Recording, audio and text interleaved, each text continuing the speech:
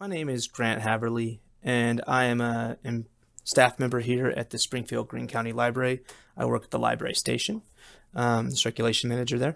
And this is my presentation about the year I spent living in China with my wife from the fall of 2017 to the summer of 2018. So we lived in a city named Dalian. It's a city of about 4 to 6 million people.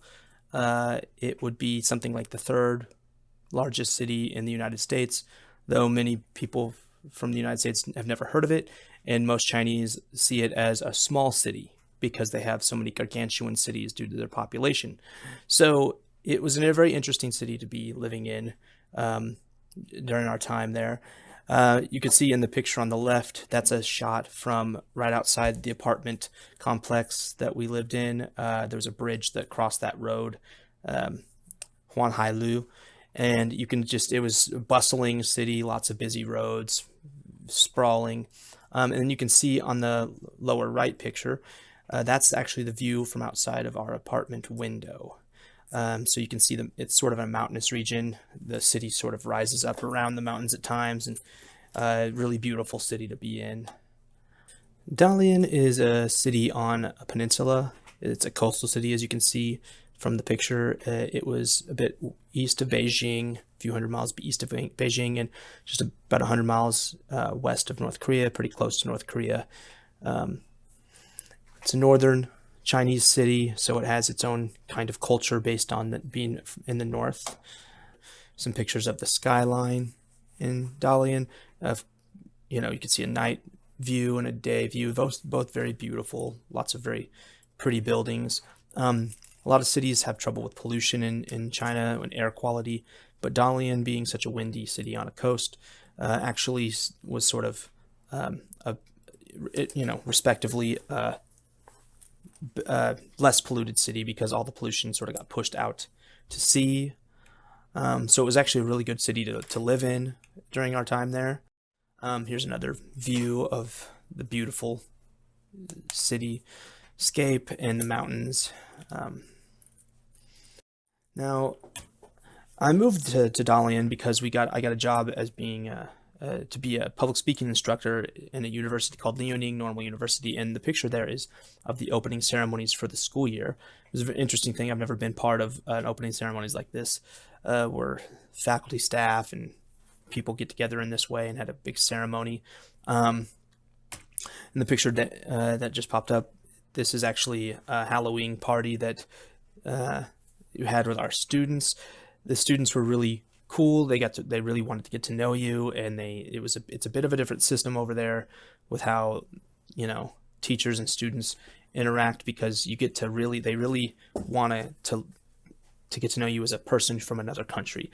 And so it's very interesting. A lot of the program was based on students of mine going to the United States to go to school eventually. So they were very interested in American culture. And that day, by the way, was one of the scariest days because they were carving pumpkins, and they just give us a bunch of flimsy box cutters, and it was so scary. I was just like, someone's going to get injured. I'm certain people cut their fingers. So it was frightening. This is a couple of the faculty members. That on the left is James, who was sort of my mentor. He was the other communication or public speaking instructor there. And on the right is a friend of mine, Brandon, who was the history teacher there at the school. We're just goofing off, Brandon's making a mess.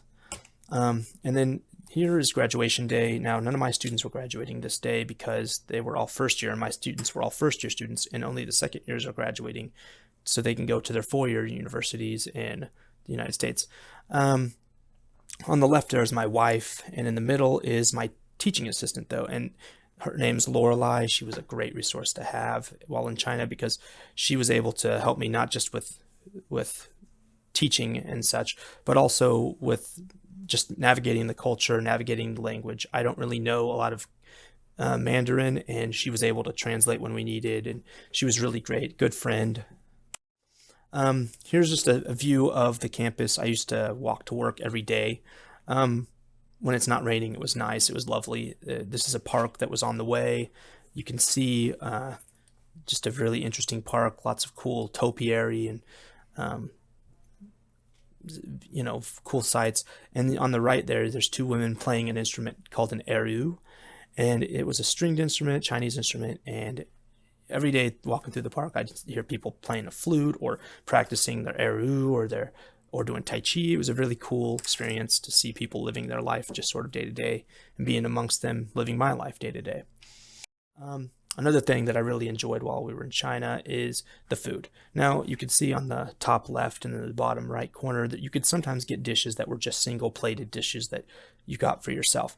But most of the meals, you would actually have a kind of shared meal that everyone would just get a number of different dishes and everyone would take off of each dish. Up on the right, top right corner is a friend of mine, is of course Brandon, the history teacher. We were eating at a place called 1 Meter Chicken, because this place, they give you a 1 meter long pan filled with chicken and different kinds of dishes, and you all just sort of took off of it as you ate. And then the meal in the left bottom corner is actually the meal we had for our Christmas dinner, my wife and I. We went to a place we really loved, run by a woman who was just the sweetest lady. And we were having a meal called jipai and ganbian yindo. And jipai is the chicken, and you dip it in a kind of seasoning. It was really great. Oh, so good. And the ganbian bindo is actually like a green bean dish with nuts. One of our favorite dishes while we were there as well. Such a good place, such a good time. Now, there's a lot of fun to be had in Dalian. You can see in this picture, this is a fairgrounds that's located next to the coast, so just overlooking the waterfront. And lots of stuff to do here. And in the background, in the far back, you can see amongst the mountains, there's a castle-like structure. That was actually a castle-shaped hotel that was famous in Dalian. Huge hotel. You could see it from a number of different places, and it was just gorgeous. Never got to stay there or eat there, but it was just sort of cropping up along, as I lived there all the time. So pretty cool place. One of the things we used to like to do is go to a place called Labor Park. Labor Park, there are two pictures of it. You can see the soccer ball statue. Dalian takes pride in being a soccer city, and so this is their monument to being the soccer city in China. Labor Park, as of course a night and day version. Labor Park was this park that had all these different kinds of attractions, carnival rides, fountains, and whatnot. You could see this is a few of the attractions. They had that, like I said, there's a big carousel, lots of different kinds of carnival rides. There's also a area where they had a lot of topiary, where you'd have these carved, or rather sculpted, bushes and shrubs and trees.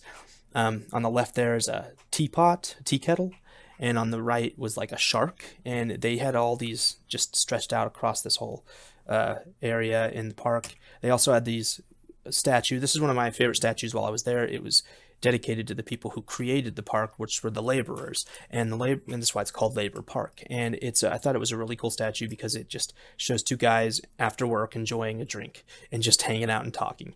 And I just thought it was it's not, just brought the whole labor side of things. It was a great homage to the labor that put the work in to create the park.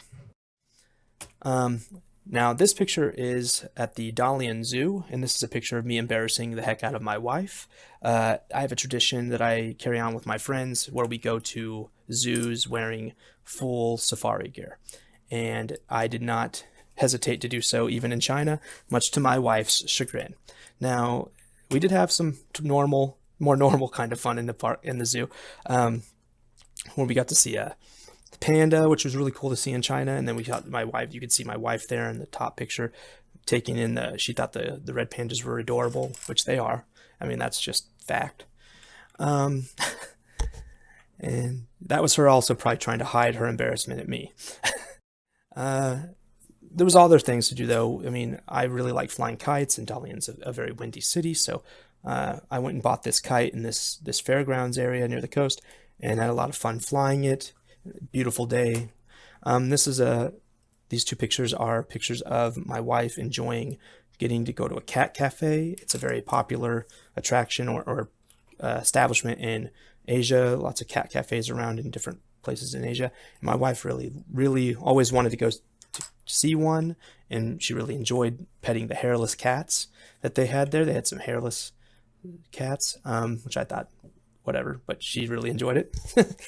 And then this is another view of that fairgrounds on the coast, where you can see it overlooking the waterfront and full of people. It was on a carousel, really beautiful day. It was a really cool place to hang out. Another really cool thing to be able to do in China was Chinese New Year. And this is us in Labor Park. We went there because it was going to be pretty empty. Not a lot of people there, of course. So it was really very cozy and fun. It was also, you could see this whole cityscape from Labor Park, and you could see the fireworks going off. Now, that's one thing that was crazy about Chinese New Year, is they basically shot fireworks off from 5 o'clock in the morning until 5 o'clock at night on the day that the year converted to the next year. And then for weeks after that, you'd have fireworks going off randomly throughout the city. And this is in the middle, a city of 4 million people, 6 million people, and people be shooting fireworks off of the top of buildings. It was craziness. The sounds would blur. You couldn't even tell one firework going off from another. That's how many fireworks were going off. It was crazy. It became the year of the dog while we were there, so you can see the dog park, the dog statue in Labor Park, all decorated up for the New Year. It was a pretty cool thing we decided to take a picture of. And then throughout the city, as I said, all the fireworks going off, you'd see the site after, just tons of red exploded fireworks popped, just debris everywhere. It was absolute insanity. But it was a really, really cool experience. I mean, I'll never forget Chinese New Year in China. I assure you of that. But we didn't just stay around Dalian while we were in China. We also traveled a bit. So this is a city called Qinhuangdao. And this is actually the Great Wall there. This is a place we went to see the Great Wall.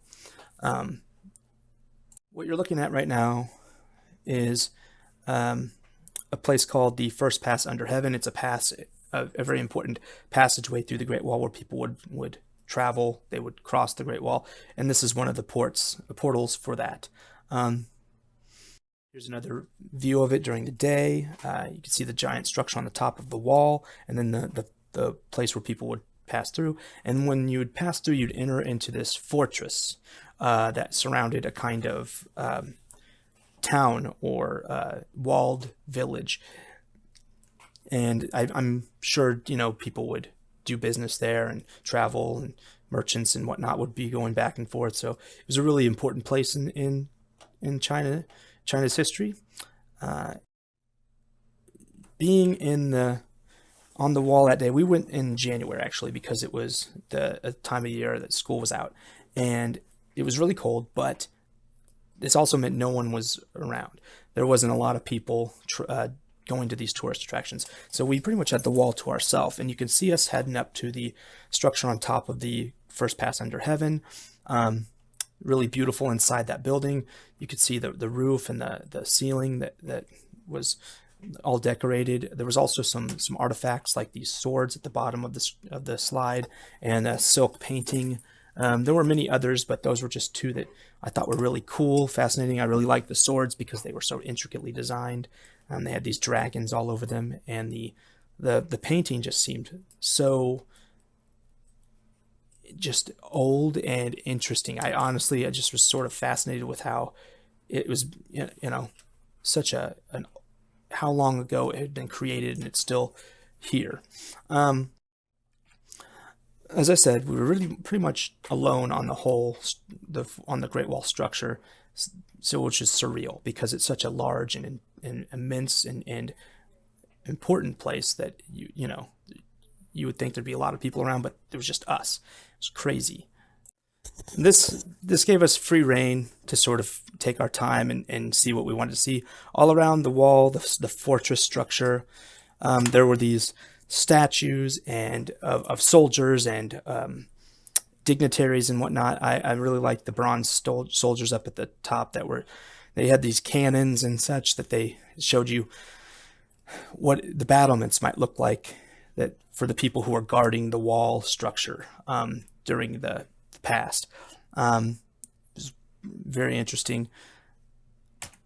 Also, this like I said earlier, the wall structure sort of surrounded this town, and they had recreated or rebuilt this town so that it looked sort of like it would in the past. It was a historic town, and it was more or less an amusement kind of park in the sense that there weren't rides or anything, but it was you could go around and see different shops, something like a Renaissance festival might have, and you could go to these locations that would give you a taste of the past a bit. That town was completely empty as well. That's the one regret I had, is that it was great to have the wall to ourselves, but it would have been awesome to have more of the shops and such open, because the town itself was a really cool sight to take in. Lots of different structures and architectural designs that you don't see these days. It was a really cool place. And people just living their day-to-day life there. There were not a lot of people there, just the city folk who lived there, who were just sort of walking around doing their thing while we were. Another place that there was, and you can see this at the bottom right corner, is a museum. They had a museum about the Great Wall, and it was a pretty cool place. They had all these actual parts of the Great Wall that had been, because a lot of the Great Wall has been reconstructed so that it looks nice and holds up so people can walk around on it and stuff. But they have these portions of it, lots of portions of it, that are just completely run down and broken up, and are so old that they just can't be walked on, or people can't be around them. So they actually had some of those stones and some of those parts of the wall in the museum. And they also had a great explanation of the history of the museum. You could go in this room, and it would that had this panoramic view of like the wall going across China, cut into stone. And they had this, I learned a lot about the Great Wall that day, about how the different warlords in different regions and different dynasties would build up portions of it, and it eventually became one massive structure but it was originally just lots of different small walls put together. Another part of the Great Wall we went to see in Qinhuangdao is known as the Old Dragon's Head. It's actually where the Great Wall meets the sea. You can see the structure of the Great Wall jutting out of the land, and then on the bottom picture you can see it actually meeting the ocean.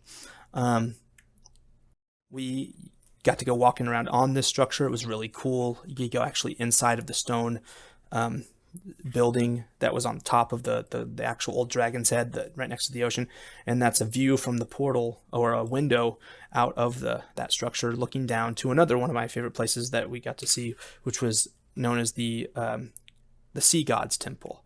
So the Temple of the Sea God was a really cool place, one of my favorites, like I said, because they had all these really colorful and animated statues of the guardians of the temple. You can see there's a place on the left for offering prayers and making offerings to the god. But on the right, you can see some of those statues of these really animated. They're in action poses. They were really cool because they just look so intense and so colorful. And so I really liked that. Plus, there was also on the backside of the actual temple itself, there was a pier that ended in a kind of pavilion or gazebo kind of structure that just sat right over the ocean. And you can see it's just a beautiful structure in and of itself. And then in the picture to the right, on the bottom right corner, we're all taking a picture over the ocean as the waves roll in. It was really, really beautiful. Another place we went to travel to in China was a place called Harbin, which is actually bigger than Dalian, so it would be even larger city that nobody in the United States knows about. And it's a very northern city, and it has a much more intense winter. And they hold a festival yearly there in the winter, where they build up out of ice a city. With sculptures and such, and this is what you're viewing now. You can see these towers rising above people, and they're all made of ice, and they're all lit up with very beautiful colors. This ice city stretched over a vast lands or fairgrounds area, had huge structures. You could go inside. They had all these sculptures, like that tree on the top right corner. There was a train type, trolley type system that would travel around it. You could see all the archways and the structures people could go in. There was also, like I said, those sculptures, and this is a wolf up on the left, and they had all these effects that they would do with the light to create an even cooler effect. I mean, we went to see it at nighttime. You can also see it during the day, and it's not as lit up, but I really thought it was a smart decision to go to see it at night because of the light show that they put on. Here are a couple more of the sculptures they had. There was a international competition or sculpture like contest going on where people would present their sculptures, these ice sculptures from different countries around the world. These are some of my favorites. They were both from Russian sculptors, I think. And I just thought they were so intricate and cool. There's a dragon on the left there, just so many designs all over it. And then on the right, there's a man who's sort of flying or rocketing forward. I don't know. It's more of an abstract one, but it was a very, they were just with all the lights and the way that they looked, with all the fragile little designs. It just looked amazing. It was really cool to see. People would go sledding all over that's sort of how, people could travel around the little city of ice. And you can see in the bottom picture, a man's holding a green shovel. It's because there were ice slides all over the park, all over the city. And you could just basically slide down these ice chutes. And that was a lot of fun. I did that.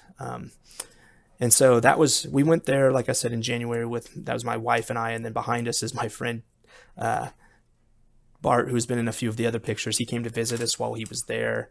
And we did all this stuff, some of these things, because he was in town. A lot of fun.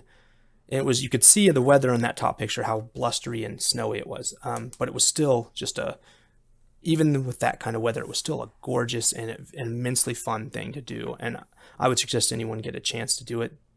Harbin's a place to try to travel during the winter. That having been said, living in China overall was just a transcendent experience for me and my wife. We got to meet so many awesome people. The Chinese people as a culture and as a people are amazing. So welcoming, such a hospitable culture. Beautiful cities, beautiful locations, and lots of fun. It's a very lighthearted place. The people are very lighthearted people. And I really suggest anyone who gets a chance, travel there, visit there.